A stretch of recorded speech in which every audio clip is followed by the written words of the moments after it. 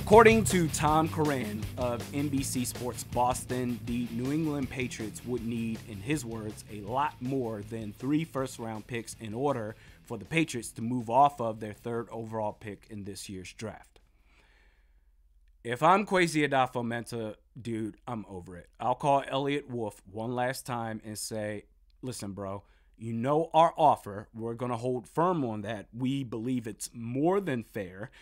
If you're interested in trading down with us, you give us a call. You know my number. Meanwhile, we're going to move on to plan B. And I understand the frustration within Vikings Nation of, and let's be real here, of being a mid-organization. You can maybe sneak your way into the playoffs every other year, win a playoff game at best. Meanwhile, every single year, you're in the middle of the draft order, so you're unable to get what you feel is the best quarterback in that class. You have to settle for QB4, QB5, or take a swing for the best free agent available, Kirk Cousins, or what you thought was your quarterback of the future, potentially in Teddy Bridgewater. He goes down, so you do an emergency trade for Sam Bradford. He's always hurt. You can get a lightning in a bottle season from a mid quarterback such as Case Keenum, but we've never been able to get our guy, and it's frustrating. I get it, to where we in Vikings Nation are saying you got to swing for the fences. It's time. And I agree. You should swing for the fences within reason. I would argue 3 first-round picks is swinging for the fences. Anything more than that, listen, man, you got to find some sort of balance between instant gratification and long-term ramifications. It's like somebody trying to get in shape, and they've been trying to do it for years, and they're just so annoyed. They've tried every which way. You want to know the secret to getting in shape? Eating right and exercising. That's it. All these crash diets and pills and supplements, and you can shed 40 pounds in 20 days. It sounds enticing, but is it going to be good for you in the long term as it pertains to your health? You got to weigh the pros and cons of that. You got to find some sort of balance. I say anything over 3 first-round picks to trade up within the top 3, you're approaching Herschel Walker territory, which obviously no thanks. The focus now has to shift to, all right, depending on what happens draft night, the Vikings have #options. If your guy, say that a trade between the Vikings and Patriots, it just doesn't work out.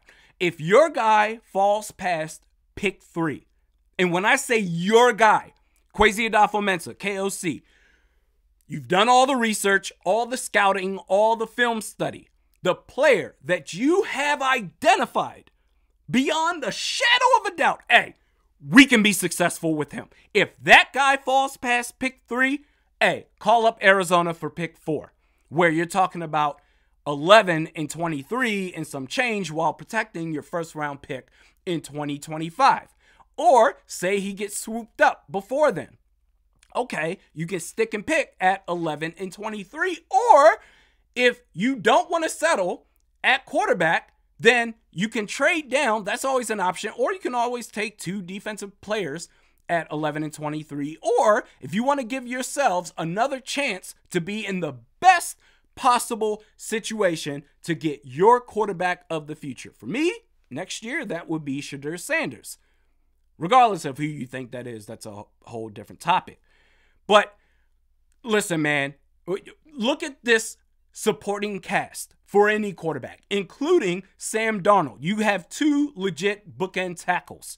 You have the best receiver in the league. You have Jordan Addison. You're going to have eventually, when he gets healthy again, TJ Hawkinson. You have Aaron Jones as your running back.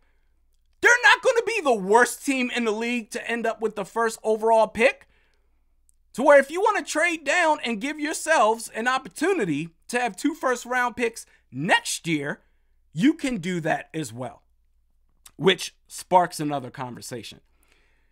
Justin Jefferson has been a true professional, the exact opposite of Stephon Diggs.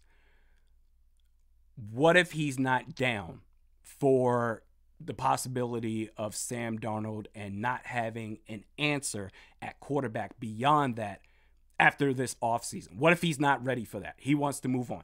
If he ends up wanting to force his way out of Minnesota, I mean, you really have two options. Do you take, and let me know in the comments section below, do you take the Rams approach? F them picks? Hey, we'll go ahead. New England, 4 first round picks. That's gross. Or do you just say, we're going to go ahead and trade him? Which, quite honestly, that's a conversation that I'm not ready for. Let me know your thoughts in the comments section below. But quite honestly, this whole thing between the Vikings and the Patriots, over it.